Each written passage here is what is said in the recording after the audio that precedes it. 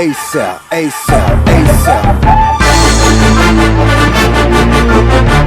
ASAP, ASAP, ASAP.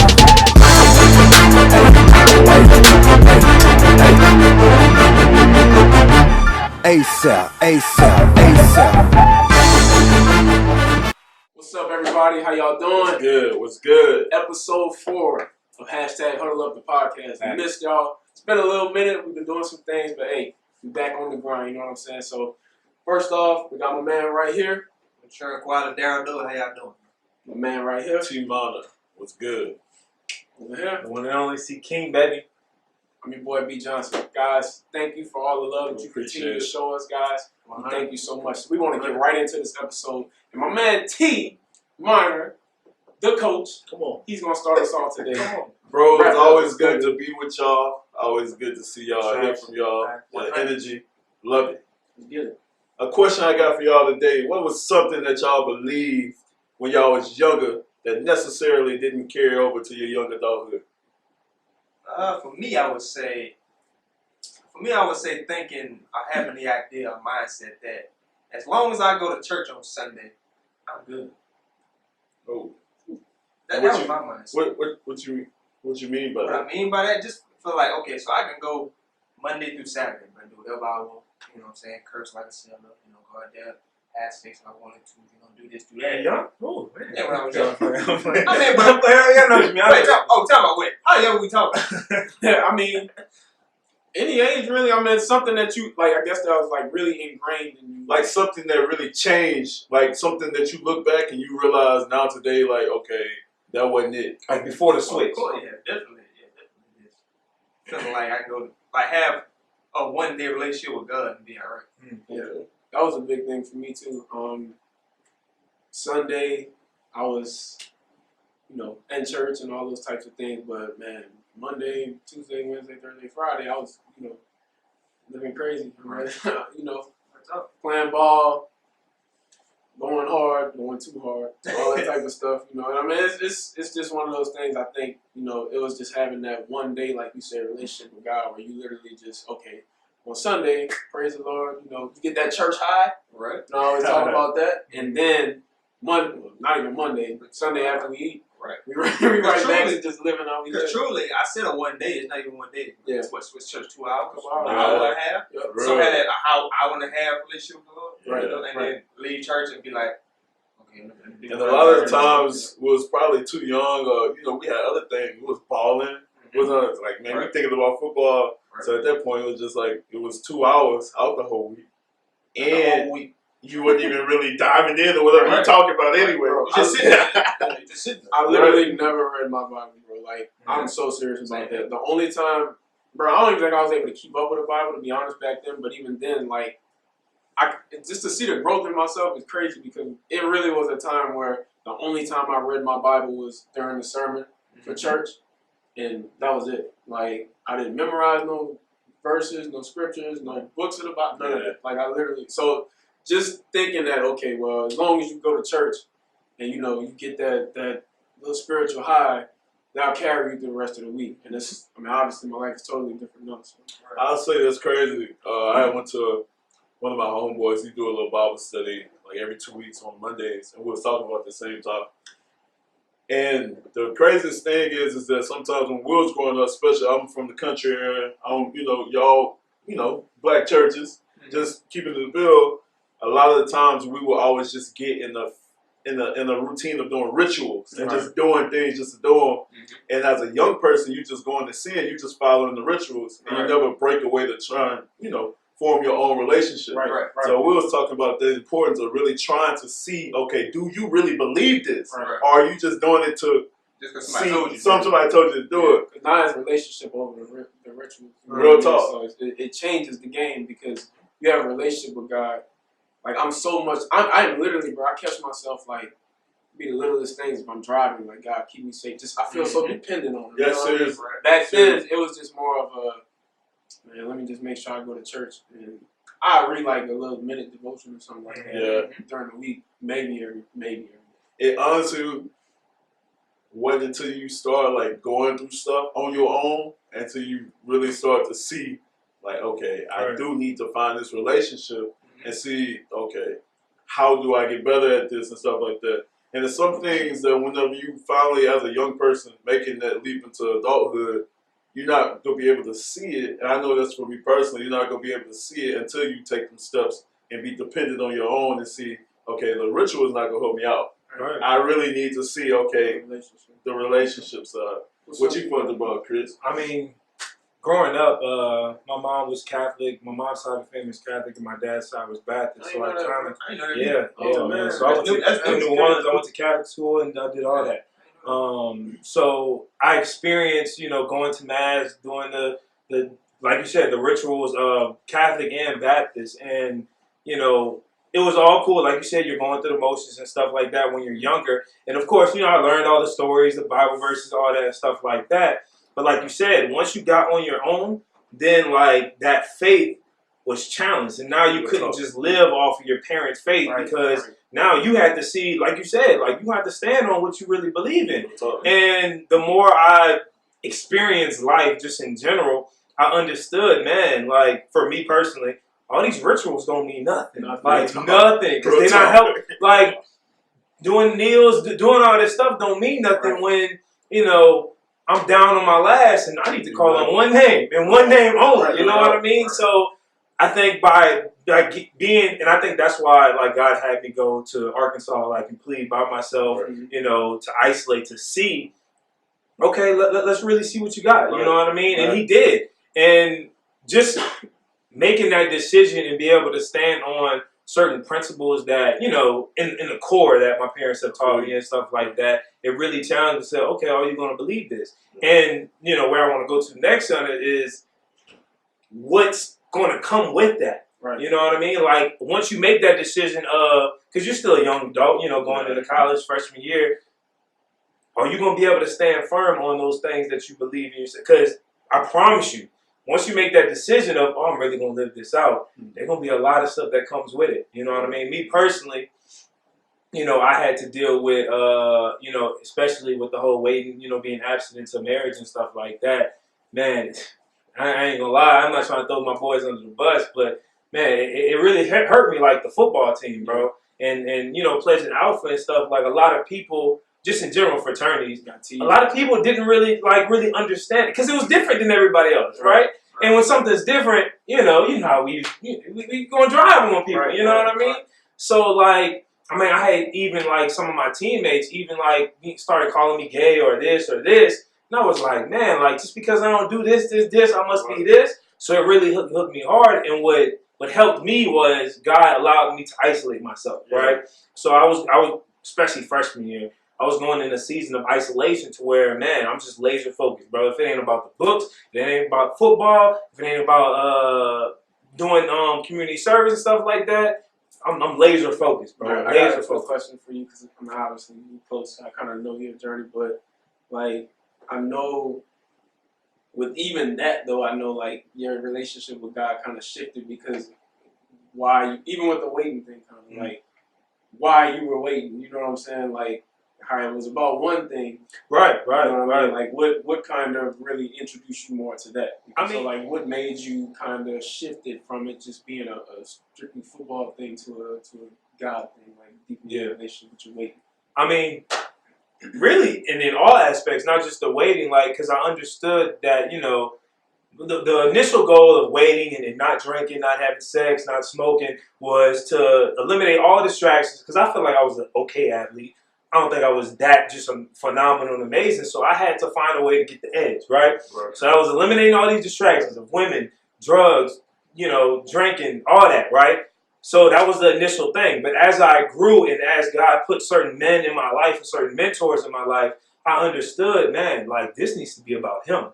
You know what I mean? You not waiting needs to be about him. You not did because if it was on football and you don't make it, which obviously I didn't, are you just going to let it go by the side? You know what I mean? And looking back on it, that's exactly what happened. He's going to test.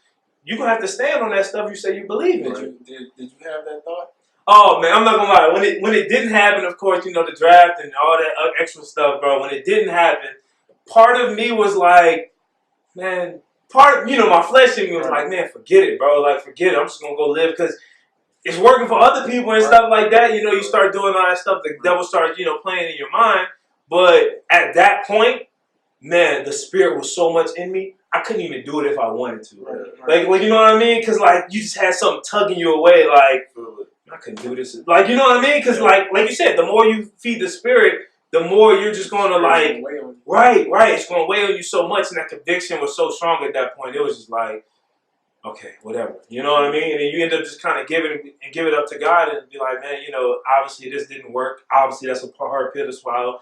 That's one of the hardest pills I ever had to swallow. But I went literally a year after you. Right, but you understand it. After you understand like why you had to go through that. Why? Because the only thing that I don't want to butcher this scripture, but it's talking about the testing of your faith. You know what I mean? Like you got to test that faith to see if you really about it. You know what I mean? And when we was like sitting around talking about this and what we was going to discuss, like the main topic that we was thinking about was like living for God at an early age. Right. And when you're alone, you're thinking, how am I going to be able to justify what I'm doing when somebody asks? Mm-hmm. And Dewey, I want to ask you, you're about to be blessed with a beautiful baby boy.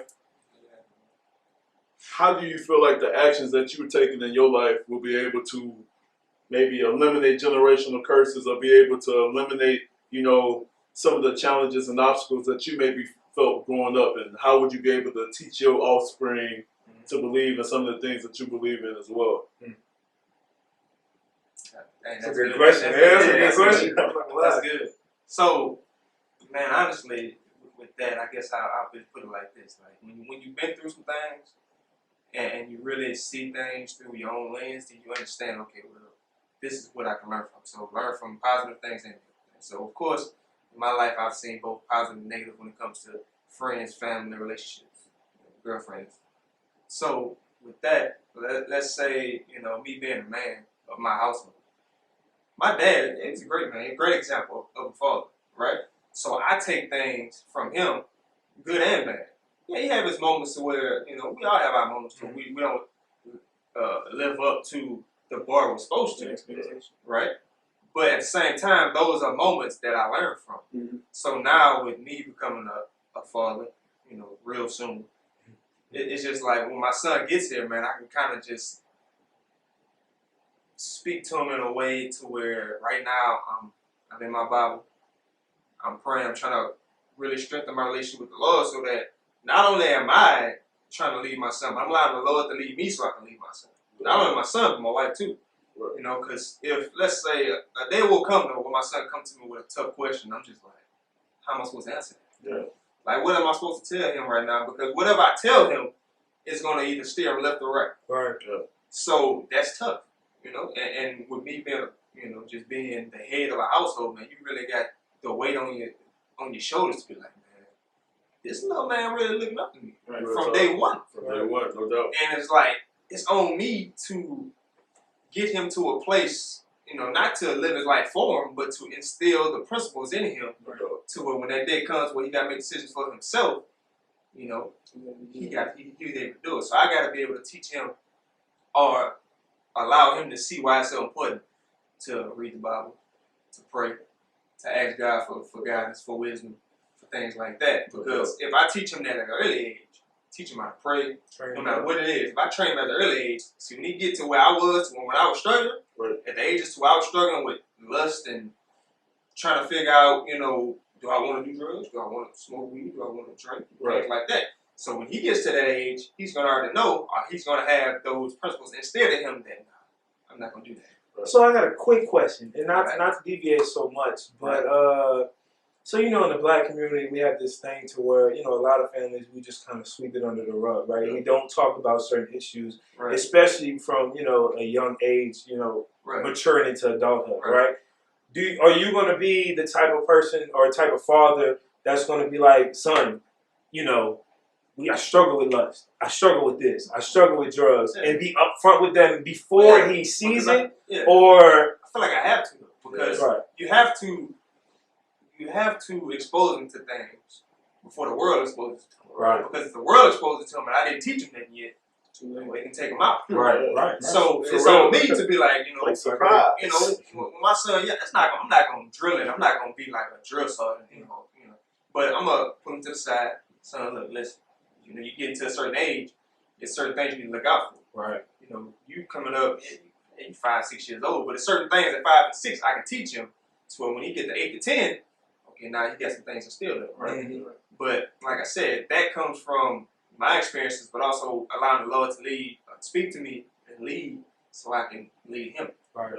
And it's tough when you think about it. Cause I was thinking about this at work, bro. Cause I was really like in deep thought today at work, and I was like, man, it really any decision I make, any decision, no matter what it is, from what I eat, I might say something, anything, it affects him. Right. It affects him. Your family. It affects my wife. Right. It affects y'all. Right. It affects my parents, my sister. Right. It affects everybody. And that's exactly why, like you said, deep thought.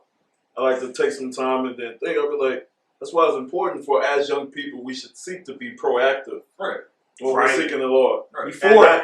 Exactly. Right. Sometimes we'll do it when we're in the bind or in the jam. We'll be like, God, can you get me out of this one, this and that? And I understand that we always How many times have we all said, Right. God, get me out this one Get me situation. out of this Right. one. But like you Right. said, well, how you gonna nurture your son? And Byron, I definitely want to know your opinion on this. What do you feel about the proactive approach and the forward approach? Not in the sense of I'm only gonna call on the Lord whenever I get drafted, or if I get a flat tire and I don't got no way out. Mm-hmm.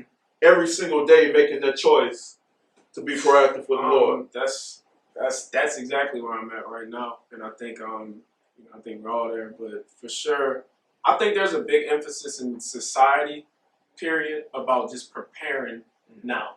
You know what I mean? Like I think people, and for different reasons, everybody has their reasons, but I think that people are they're recognizing that it's important to have self-worth, be happy on your own, find joy in the things that you find joy in, like those types of things. So yeah, right. So for me, it's such a big thing. Like and that's kind of how I started really changing, man, because I grew up a Christian early, and I think I professed my faith very early. If y'all know me, I really did. But with that being the case, I was very naive to the struggles that a Christian really had until I got to where like I really started, just growing as a man, and I really started kind of getting on my own. And I struggled, dude. Like I'll be the first to say, like I struggled with a lot of different things. And the thing about it was just the fact that like, God was giving me so much grace. And I just got to the point, man, where when it really changed for me was when I just was like, it's just like anything. I couldn't say that I was going to be the best, whatever, and I don't never do the work to be the best. You know what I mean? So when I got to kind of around this age where I kind of got to where I was like, man, in a couple of years, like seeing you get married and stuff. But I had gotten to that point where I was just like, man, you say you want to be a husband, you say you want to be a father, you want to be a great actor, you want to be a great businessman, great speaker, whatever. What are you doing now that's going to help you become all of those things? And I really had to look at my life, and I just was like, man, I ain't doing none of that. Like, you know what I'm saying? Like, I wasn't. Like, I really wasn't. I was in just a weird place where I was just kind of like, man, you're just coasting. You're just living, just trying to figure it out. But like you said, it's that difference in, like being proactive. I got to the point, that's when we all kind of reconnected and just got more focused on the stuff we was talking about. Like, it allowed me to be more proactive. So I mean, for me, it was cutting out the porn, cutting out the masturbation. It was really starting to pay attention. And the weird thing for me too was like when my dad passed away, that was a big thing for me, just because I'm not gonna act like I just had like this pressure where my mom, made me get like 4 jobs, because that's a real situation for a lot of people. But I do think that it was a wake-up call in my life, and it did allow me to start really being a little more focused just as a person. And God started developing that mindset. So even when I did have my struggles and stuff, like I always kind of reverted back to that. You know what I mean? Like that was literally, it would happen every time. Like I always felt like, man, honestly, in my family, I'm not going to even lie, bro. Like we don't like my dad, my grandpa, and my other grandpa all passed in the same year, like all passed in the same year, in like a 9-month span. So I mean that was a rough time, and man, you know, as men we're called to be the leaders and all that type of stuff. I saw like all the leadership in the family, you know, and I have an uncle who stays, you know, far out, but he's just far, you know, he's way out the way. So around here we don't have a lot of men, you know, and everybody's trying to do their thing. I felt not a pressure, but I just felt like if I didn't get myself right, nobody was going to really be a leader. You know what I mean? And I feel like leadership is one of the capabilities that God definitely pointed out in me as a young kid. So, you know, it was big for me to just start being proactive and start getting in my word and start doing things. And that's kind of when I started professing my faith a little bit and, you know, getting in my Bible and stuff. And, you know, it was still rocky waters and stuff, but I was starting. You know what I'm saying? That was my starting point. So, you know, I think it's super important to be proactive and really just, you know, prepare for who you want to be. You know, see exactly what you want to be in 5 years, 10 years, anything like that. But every day you got to do that work. You know what I'm saying? Now it's to the point, man, where like, you know, I could meet my wife any day. Or I could, you know, get that call to be on this movie any day. Right. You know what I'm saying? Like, it literally could happen that quick. So every day I got to be on it. You know what I'm saying? I got to be on point. And I think I think when that switch flips, right. I think you become a lot more intentional about how you live life. That's right. You know what I mean? Nothing really happens by chance anyway. No, I don't believe in coincidence, bro. No, I don't believe in it. Man, the most dangerous type of person, you know, in any kind of field, bro, that focused person just got so much about him. Right. That he might look weird, he might look lame, but man, when you're intentional about your moves, you kind of giving yourself a higher chance of success. You get dangerous, bro. You get dangerous. And the thing is, you know, we're not sitting there trying to tell anyone how to live your life in the sense of how you get success and stuff like that. But for a fact, there are certain principles to get you where you want to go. In preparation. Now, wherever you want to go, that's on you. Whatever you want to do, whatever your definition of success is. But if you claiming that you living for God and stuff like that, that focus really, I believe, got to start right now. Right. I think a lot of times we hoodwinked into believing where it's like, man, you go ahead and have your fun. You got 75. You good, bro. Yeah, I'm going to be good. I hear that. When I'm broke, when I'm hungry, I can't feed my people. You know what I mean? I don't mean to cut you off, but that's a big thing, dog, because, man, I even peeped myself saying that one time. And then I had to really be like, bruh, you talking about living different. How you going to tell them that? Like, now don't get me wrong. Everybody's going to have their life experiences. And even if I tell you something, you can make a decision whether or not to do whatever I, you know, suggest or whatever. But at the same time, like, we as men, and especially when we get in a position of being, you know, over someone or over a person, you have to instill that mindset, like you said to your son, of you know, just preparation and just putting them in a mindset to do it. They may or may not always do it, but you know, bro, when you get in a jam, like you revert back to whatever, you know, like I guess whatever's in your core, right? And whatever you had in your core, that's what's going to come out. You know what I'm saying? So that's why they say, you know, train up a child like that, because at the end of the day, like you literally train them up.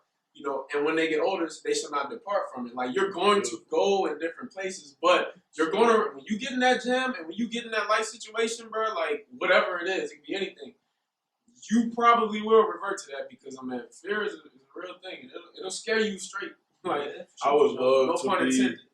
An 85-year-old grandpa and my son, you know, 60 years old, and my grandson, you know, 40.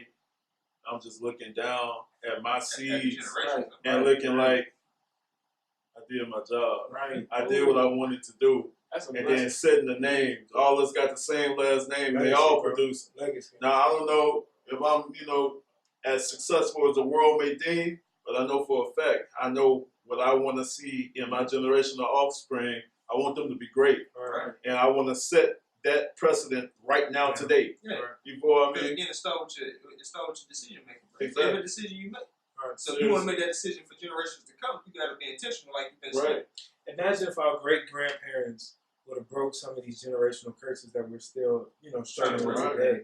Imagine how far, even financially, emotionally, Right. physically, mentally, how far our families, individually and collectively, could be. But see, You know what I mean? but that's the thing too. Like, wasn't slaves. not even that. I feel. I mean, it's a whole. That's a whole different struggle. Yeah, we, real don't talk, talk. we don't even know about. But Real talk. what I'm saying is that, like, now that I know this, What are now you gonna there is do? a right. Right. So now it's like I don't want my sons. They're gonna have to deal with stuff, but I want to be able to tell them, okay, I dealt with that too, but this is how I overcame it, and I went through So it. they could just walk through the Right. door. Or they just have a clear understanding. Like, I don't believe in one thing. I'm not doing. I've said I'm not doing as a parent is like because I said so. Okay. Like, I don't really believe in that. We'll break it saying. down. Right, because I can't tell you, like, for me, man, like with the sex thing, like, don't have sex. I don't know why not to have sex. Exactly. You know what I'm saying? Like, I hated that. so you know, as a kid, well, don't touch the stove. You're curious, like you gonna try to find out. You gonna touch that You gonna stove? touch it? Now you gonna get burnt. Right. But at the same time, it's that curiosity. They don't tell you, well, don't touch it because of this and all these other possibilities. Like, go ahead. But you know that's You know what I mean? funny. That's funny because it doesn't, like with God, you know, being our Father, it doesn't always work that way. You know what I mean? Like a lot of times, you know, He doesn't tell us don't touch the stove because of X, Y, and Z. He just says don't have sex before you're married. Why? You know what I mean? Now you might have those questions, but after you know, touch the stove and see, you see, oh man, well, now I got emotional things, now I got this I gotta deal with, now I got this I gotta deal with. But He's telling you, man, He's looking out for you. Hey, there's a pothole right there. Right. You know what I mean? So sometimes I think it's a little, you know, it's a little bit of both. I think spiritual, we need to be able to, like you said, you walk by faith and not by like your sight. You know what I mean? Because you're naturally always going to be, we're humans. You're going to be curious about certain things, but just because you're curious, I mean, you do it. right, doesn't mean you should do it. Right? Yes, indeed. Well, once again, we appreciate you guys for tuning in. Living for God at an early age. When you gonna make that decision? I think right now is today's the day. And once again, don't forget, huddle up.